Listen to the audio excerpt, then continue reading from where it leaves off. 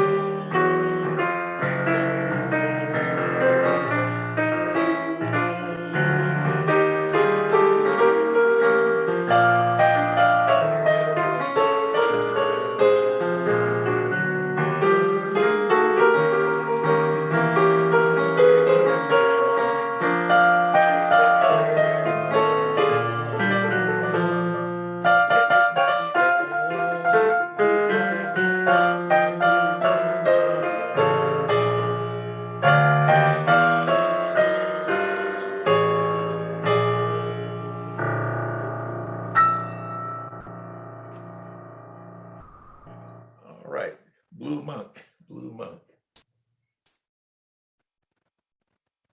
But I always seem to gravitate towards those piano players that play the blues, you know, even if they're playing jazz.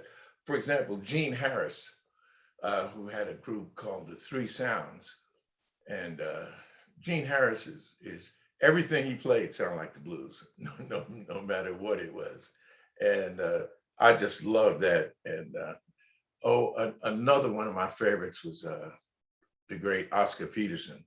In fact, when I started playing piano, I tried everything I could to try to be like Oscar Peterson. I would look and find out how he sat at the piano, how he leaned, you know, just everything that he did. But he was his playing was just firmly rooted in the blues, and that became my thing, you know. And I think we all are searching for the blues when we're playing jazz. We're always trying to find that little angle of the blues, because blues makes people feel something. And the great Joe Williams told me once, I had an opportunity to play with him in St. Louis and in Kansas City for just a brief stint. And but he used to say, if you don't make somebody feel something, then you might as well not be playing. And I found that wherever I go, any place. If you play the blues, if you reach for it in whatever you're doing, it connects with people all over the world. So it's really a gift, and I'm just glad to have an opportunity to play that. So do we have any questions, Seth, or? Well, I'll get the ball rolling here, certainly, Bob, and then we can rip from there. Okay. We've spent the last year having various cultural discussions here at Augusta about music that took place in the coal fields in the pre-war era.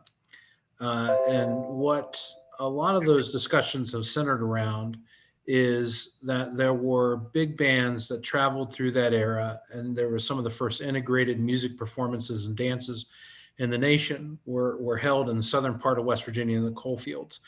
And there was a sizable Black population that had some disposable income due to their employment with the coal mines. And so one of the sessions, the guy even broke out the ledger books from the bands. And it turns out you could make more playing in the coal fields of Southern West Virginia than you could in New York or Chicago or any of those other gigs. They got paid rather handsomely down there. I wonder, in your experience, was there any remnants of that still around when you first moved to Southern West Virginia? And if so, how did that influence you in your playing?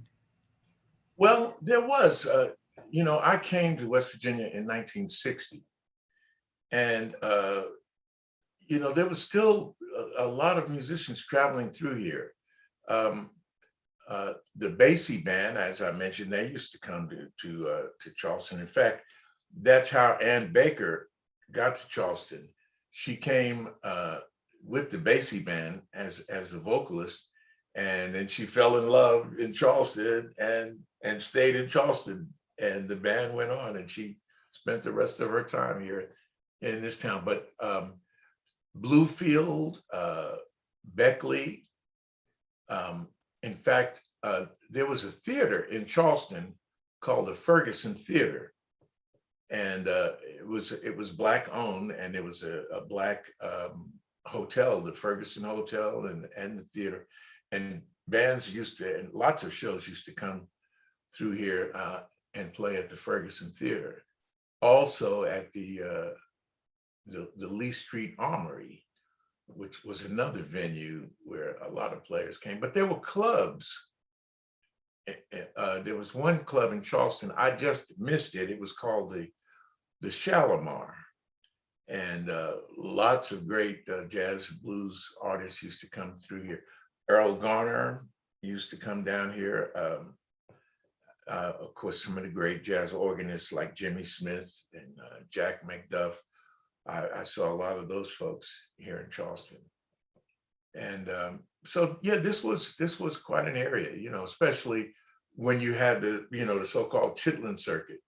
Charleston was a stop there, and so was Beckley, and so was Bluefield. I've heard you talk about the Chitlin circuit a little bit when just in conversations when we've been sound checking and things like that. And I wonder if you could let our audience know what that was and when it took place. Yeah, I don't know exactly when it started, but I know it was going on in the 40s and the 50s, and a little bit in the 60s, the early 60s. And these were Black-owned clubs all across the country where your Black jazz musicians always played, because there was an opportunity in a lot of the white clubs. And this was true for, a lot of the great players. I remember, Ella Fitzgerald and, the Basie band, Ellington. So there were clubs like that. And most of them were after hours places. I remember the ones that were here in Charleston, there were three. There was the Crazy Horse, there was the Shalimar, there was a place called the Palm Gardens.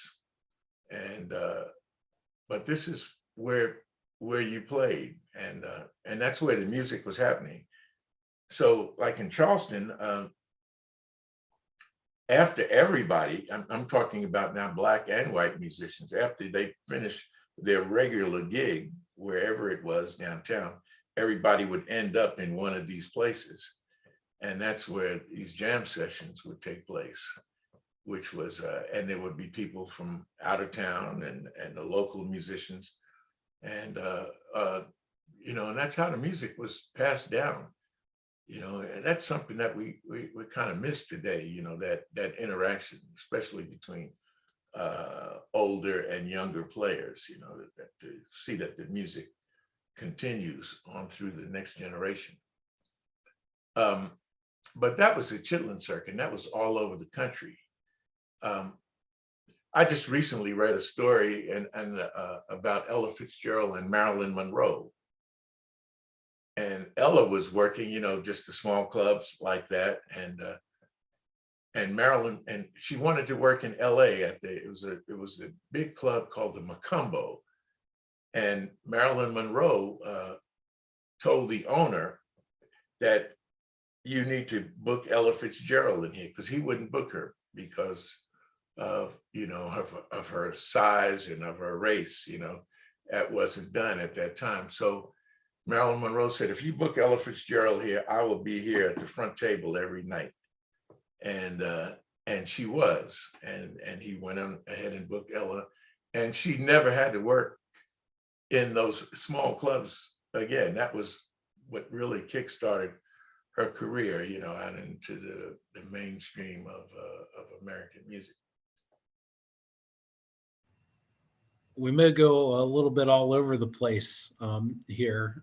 Joan Fenton, who is our one of our Blues Week coordinators, she's Blues Week co-coordinator, and she founded the week back in 1982. Moved to West Virginia in the early 70s, and the only places that could serve liquor were private clubs. Was there a change in the club scene when the liquor laws changed in West Virginia?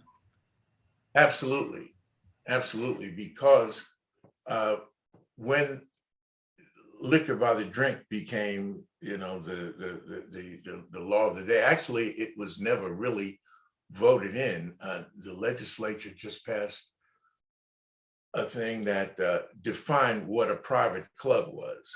So if you met those requirements, then you were not serving liquor by the drink to the public. So, but that changed everything, because then there were licenses involved and there were fees and all of that. And that put a lot of the small clubs out of business that couldn't compete and couldn't, because you had to charge membership when they first opened. You had to serve a certain amount of your business had to be food and that kind of thing. So that did change things quite a bit.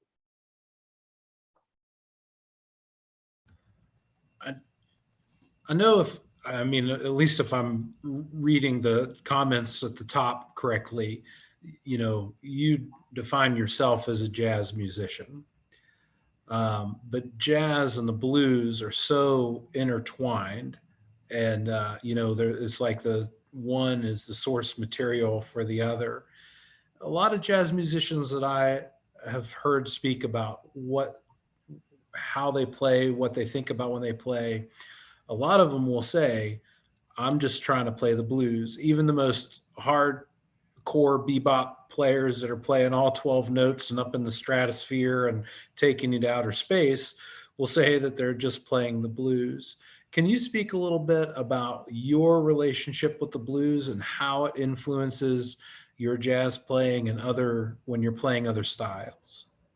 Yeah, because I'm always looking for the blues, and no matter what the song is, I'm always looking for the blues and trying to find the blues within that particular piece, and that causes me to really identify with it and make it something else. Just like a tune that I played, which Georgia on My Mind, for example. Of course, everybody heard Ray Charles do that, but that's a tune that I've been playing like for years. But for me, it's the blues. And even though it was like Hoagie Carmichael composition, it's really the blues, because I'm searching for the blues all the time when I'm playing that song. And it's the same with any tune. I can play a little bit of it for you. I was going to say maybe more than a little bit. Okay. The sound is worth 1,000 words. We'd love to hear you play. All right. All right, here you go.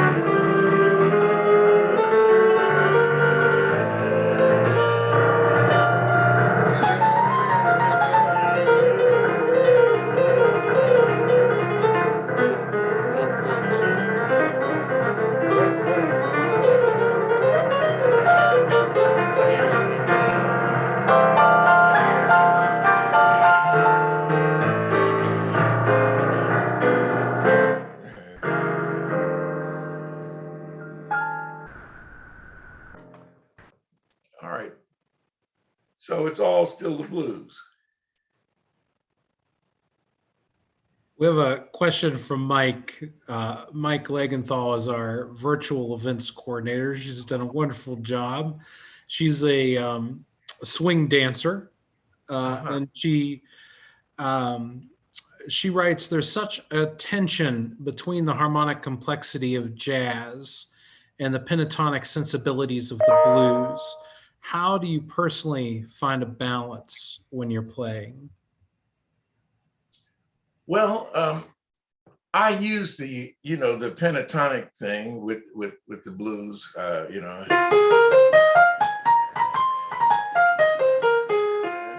but I add to it the major scale as well. And I talked about this a little bit in the blues lesson. So, for example, if you have the major scale and then you have the pentatonic scale, or if you have the blues scale, all right, so if you put those two together, you end up with this.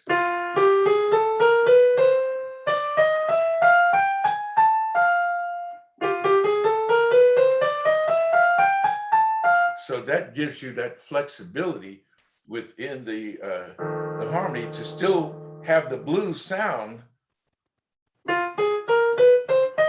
present, but the other notes are also.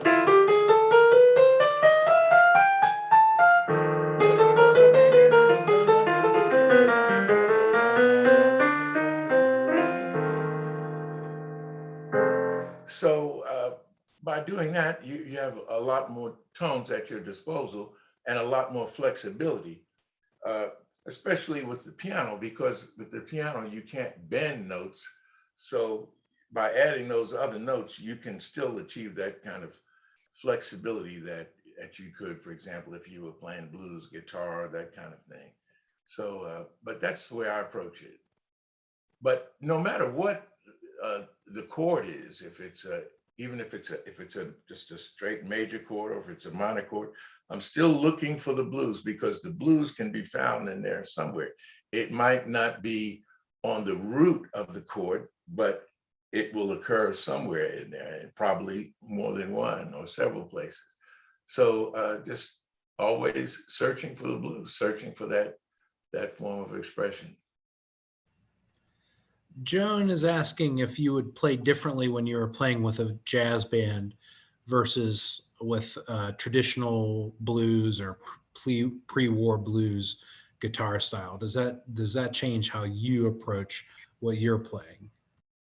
Yes, yeah, because if I were playing with a traditional blues band, I would uh, I would simplify my chords. I wouldn't have as many extensions in the chords. I would probably take it up to the ninth, that thing, but I wouldn't get into the sharp 11th, the 13th, or maybe the 13th, but I would leave tones like that out of it, and play more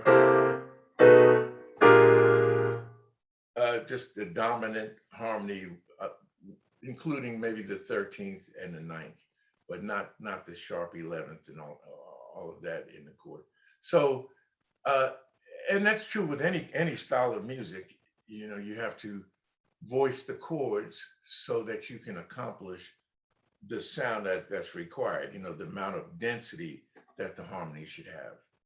And sometimes you want the harmony to be less dense, and that happens a lot, even on when I play on mountain stage, and I play with a lot of different kinds of acts. I have to adjust the harmonic structure to fit the style of the music.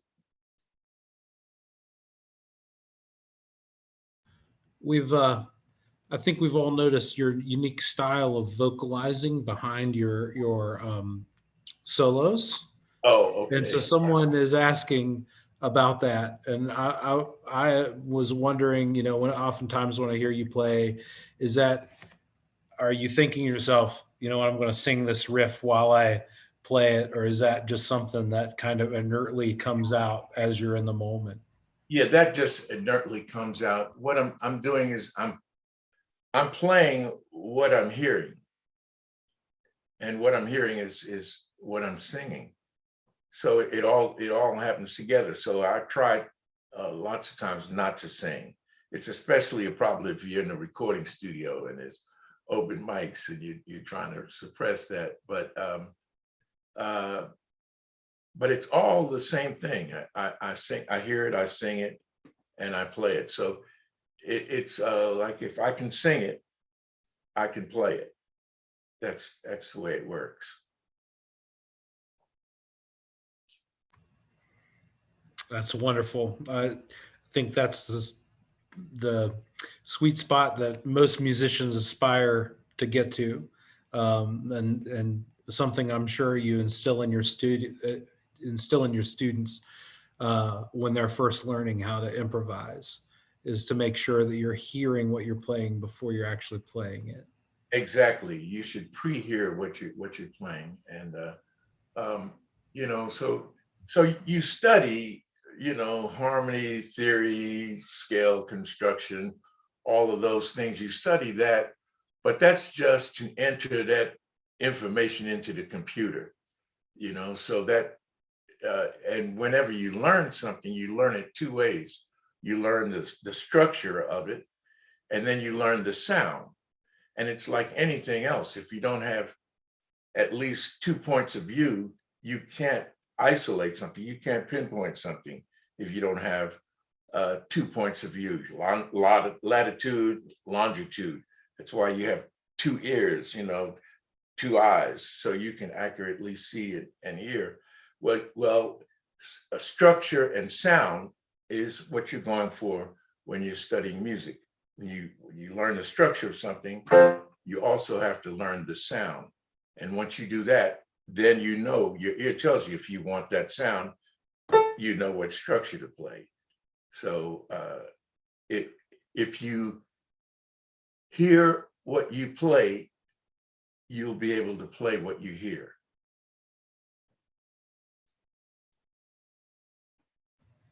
So your computer is,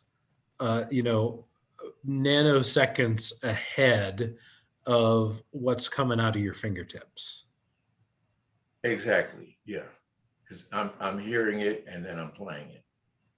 So yeah, because in a sense, the instrument is your voice. So that's what you're doing. You're just singing through the instrument. The instrument is your voice. The instrument is just recreating what you are hearing. And it becomes an extension of you. So it goes an instrument back into your ear, and that completes the cycle. And that's how you can control it. So that's the way, that's what I'm going for all the time. But I need to try to cut the voice out. There are times when when I think, stop singing and just play, but before I know it, I'm singing. Joan says George Benson does that on his recordings. And I remember the first time I heard Lionel Hampton play the vibraphone, I was like, what's going on here? This guy, if you've never heard Lionel Hampton play the vibraphone, you really owe it to yourself to YouTube it or something like that. Yes, Exactly. Garrett.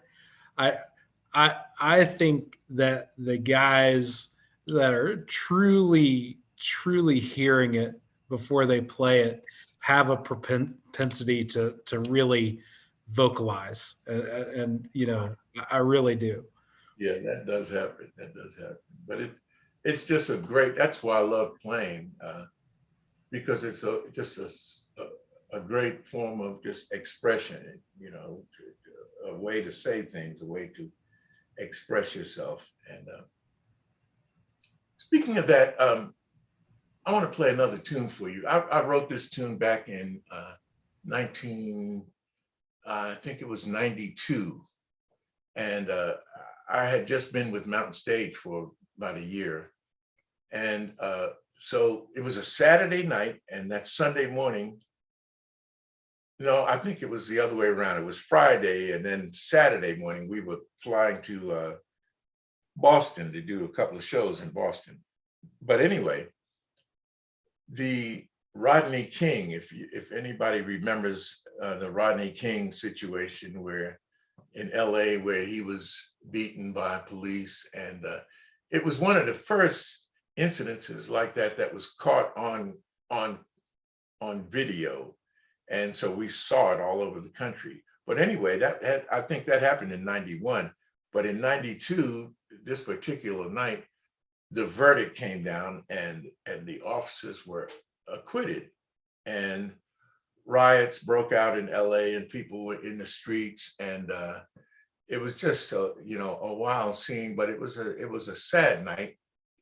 And I remember I was here in my house, and I was ironing and getting and packing clothes. I had the TV on, and I saw that, and I had to stop, and I came in here over to my acoustic piano, and I wrote this tune. In fact, I played it on Mountain Stage the following the show that we did in Boston. But I called it Blues for America, and it was a way of just of expressing how I was feeling at that moment. So it has a little bit of an American flavor. When I think of American flavor, I think of people like George Gershwin and Stephen Foster, but more Gershwin. I think he pretty much captured the sound that I'm talking about. But anyway, I'm gonna play that for you right now. It's called Blues for America.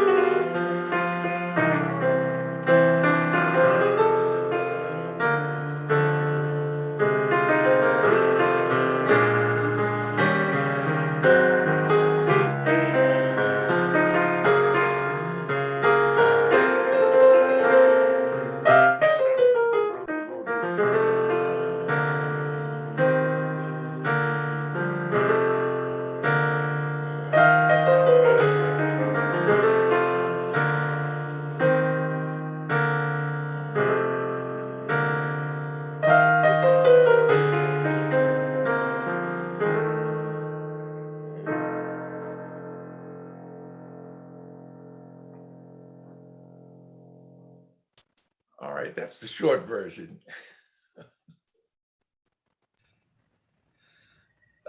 Absolutely incredible, Bob. Thank you for that wonderful treat. We do have a question about this, and it's something that I was thinking as well. You know, when you play, in every example that you've done so far, the listener is taken on a journey, and the song is not interesting only in the moment, but it's the story arc that you're building that is also very interesting to listen to from beginning to end. And you know, do you have any tips for building improvising skill for not only playing what you're hearing right in the moment, but also building your story over the course of the form of the song? Well, yes, it's it's kind of like talking. And one thing, you know, I found that in fact, with myself and then with younger players that I was teaching, is you have ideas, but we tend to jump from one idea to the next.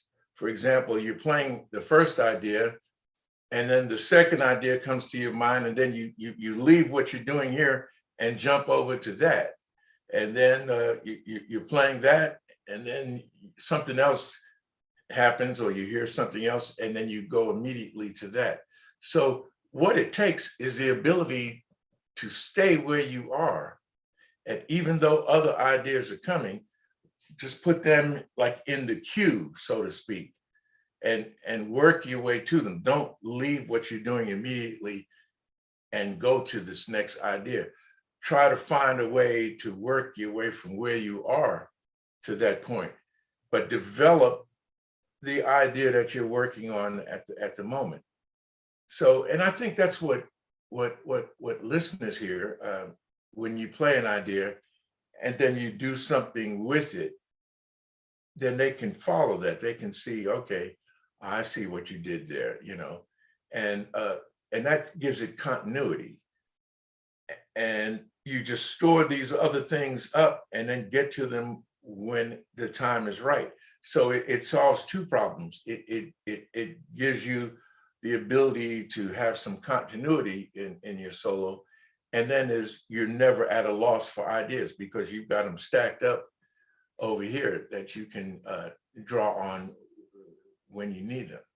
So it's just having the patience and to relax and let the music tell you where it has to go. Sometimes, you know, we panic. You know, you say, oh man, I've got to play something. I got to play something that's great, something that's good. So you're in a frenzy rather than relaxing and letting it flow. And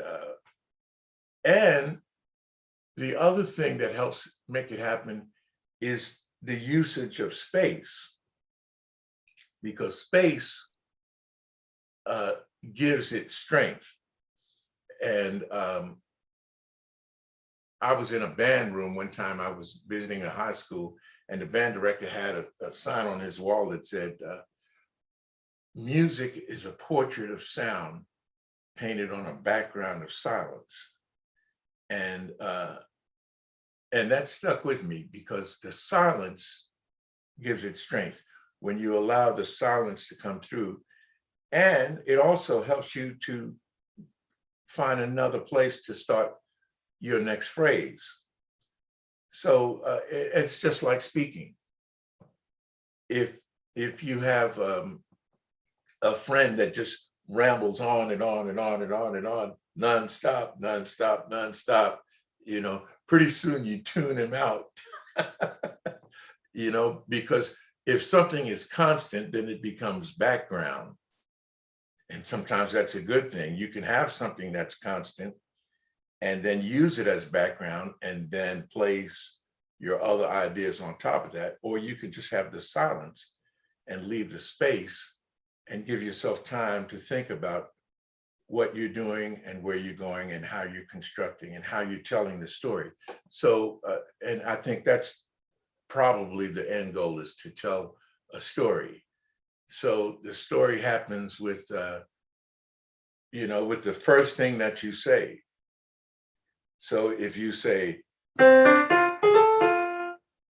that's the beginning of the story. There was this, fellow, whatever. But there's a first. So now what's going to happen? And if you say it again, then the listener is saying, okay, it's been repeated. And if you say, so what you did is you repeated it, and then you vary it, and then you came back to it and repeated it again. So now there's a story starting to develop. So now the question becomes, okay, so now what's going to happen? So it's going to go. It's going to move up to the next chord, but it's the same guy. It's the same idea. It's the same thought. And that's what gives it continuity. And that's what you're going for.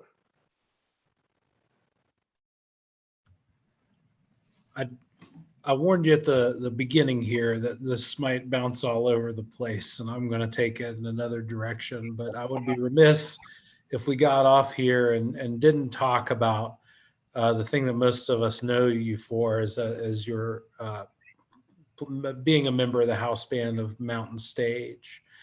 And I'm wondering, there may be some folks out there that don't know what Mountain Stage is. Mountain Stage, another true West Virginia treasure. So I wonder if you could shortly touch upon what Mountain Stage is, but most importantly, if you're comfortable, I'm sure there's a story about how you got involved with that organization, and I wonder if you would talk a little bit about your history with Mountain Stage. Okay. All right. Well, actually, I was on Mountain Stage at the very beginning. It grew out of Andy Ridenauer, who was one of the founders of Mountain Stage, and Francis Fisher, who was one of the founders, along with Larry Gross. There were three of them. Francis Fisher was the engineer, Andy was the producer, and Larry Gross was the host. But Andy used to come listen to my trio play at a place called the Captain's Lounge. It was in the Elk River Holiday Inn here in Charleston. And we played weekends. But anyway, he came up with the idea, we should do a live broadcast from here. So he did. He brought Francis over and Hugh McPherson, who was the jazz host at the time. And we used to broadcast live on public broadcasting Friday nights from the Elk River Holiday Inn. So out of that grew the idea, well, why don't we do a live, music show? And at that time, Andy was like the host of the morning show on public broadcasting. And anyway, so out of that, Mountain Stage grew. And I was on the first show, the pilot show, with my band, my trio. And so was Ron Soul and the Putnam County Pickers. They were on the first show. But anyway, so over the first years of Mountain Stage, I appeared, as a guest. But then in '91, their pianist left, and Andy asked me to fill in. And I'm still filling in since 1991. I'm still there because I enjoyed that show. If anybody is not familiar with it, we have usually five guests on the show, five musical guests. And they can be anywhere from a solo singer-songwriter to a band, and there've been bands and musicians from all over the world, from Africa, South America, Canada, Ireland, everywhere. And you never know what's going to happen. Sometimes the shows are old time music, sometimes they're country, sometimes it's bluegrass, sometimes it's jazz, sometimes it's blues, sometimes it's Irish music, singer-songwriters. It's just a total variety of music. And that's the one thing that's one of the things that I enjoy most about it, because I get to hear all types of music. And I just sit here in Charleston and it all comes through here. In fact, we're talking about the blues. I was just thinking today, some of the blues artists that have been on, of course, Cephas and Wiggins, you know, and everybody knows Phil Wiggins. And but I loved it when they came on the show. Pine Top Perkins, Buddy Guy, Coco Taylor, Shamika Copeland was on just recently, back in I think it was March or April. Charles Brown, just lots of blues players. In fact, that's where I got in touch with the real traditional blues players. It was through Mountain Stage that I got to hang out with them and listen to them play, you know, and that was always, you know, all of that just enriches everything that I do, because just the privilege of hearing that music live. Sometimes you're called upon to accompany some musical acts that are brought on the show.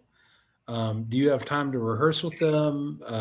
Do you find that in your experience with the show, you've just developed a breadth of styles that you play within? What's your preparation process for being able to accompany? I mean, sometimes I heard Michael Lipton, who's the house guitarist, you know, would often say that there's a weight that comes with you've been hired to make someone else sound good. So that means you have to be double on your game because that's your whole gig. Can you take us through a little bit of the preparation process that you personally go through? The way it works, Ron Soul is the music director. So he will contact the artist that's going to be on the show. If they request the band or any part of the band, they can request the whole band or individual members, whatever they need. And then Ron listens to their music and does a chord chart and gets that out to everybody. This is probably during the week before the show, the week of the show. So, and then I usually look on the website and I see who's going to be on the show, and I pull up their websites and I just listen to a little bit of their music. So I get the idea, you know, the feeling of the style that. So anyway, the day of the show, we get to rehearse with them for maybe, you know, half an hour, something like that during sound check. They sound check with the band, and and that's the first time we play their music. And next thing, it's live on the show. So that's the process but it calls for listening. But now that I've done the show so long, you know, I've developed an understanding of a lot of the different styles. So I can tell by who it is and, you know, what they want to hear, you know, and what makes them sound good. You know, sometimes if it's some artists, you know, what I want to do is just create the sound. I don't want to jump out and be noticed. You know, I just want to be part of the texture of the thing, and just to give them support and things like that. And then, you know, then most of the times they'll turn to you and it's time, you know, you have an opportunity to take a solo, that kind of thing. So, but it's a lot of fun. I've gotten to play with some great jazz artists as well on the show. Larry Coryell, Courtney Pine, lots of people like that have been on, and I've gotten to play piano with them. So it's always exciting. It's always exciting because every week you have no idea what it's going to be like. And, but by the end of the day, there's kind of a thing that happens, you know, a camaraderie, and that culminates in the finale when we try to get everybody on stage and do one tune together. And then Larry has this ability to pick a song for the end of the show that everybody on the show can relate to and come together on. So that's quite a nice experience. Well, Bob, we can't thank you enough for being here with us this evening. And it's just been so much wisdom imparted. Thank you so very much. I think I would be remiss and the audience would definitely write me about it if I didn't ask you to play one more before we have to part ways. Okay, I'll tell you what. I'll play a little bit. This is my theme song. This is the theme song that the band uses, and it so happens it's an 8-bar blues, and we play this on every performance. So I'll play that, and we'll leave with that.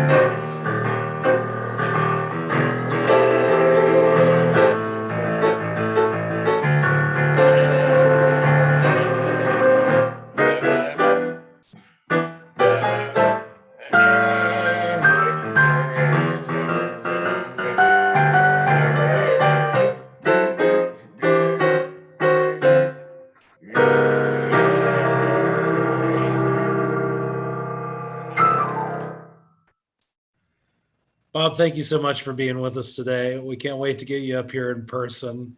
I think you have some potential piano students right here in this very session, me amongst them.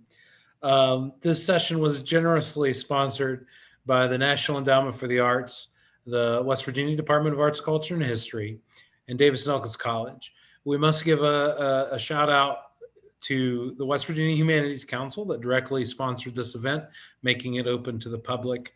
We've been working with them to bring many cultural sessions over the course of the year to reach an audience through the internet that may not be able to get together in person.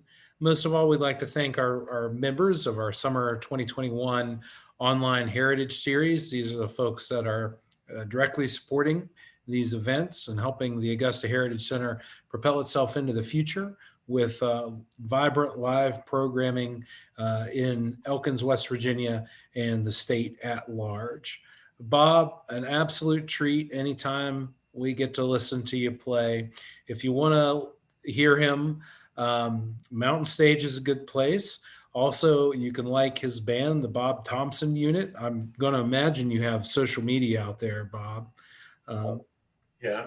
So my website is colortones.com. Colortones.com?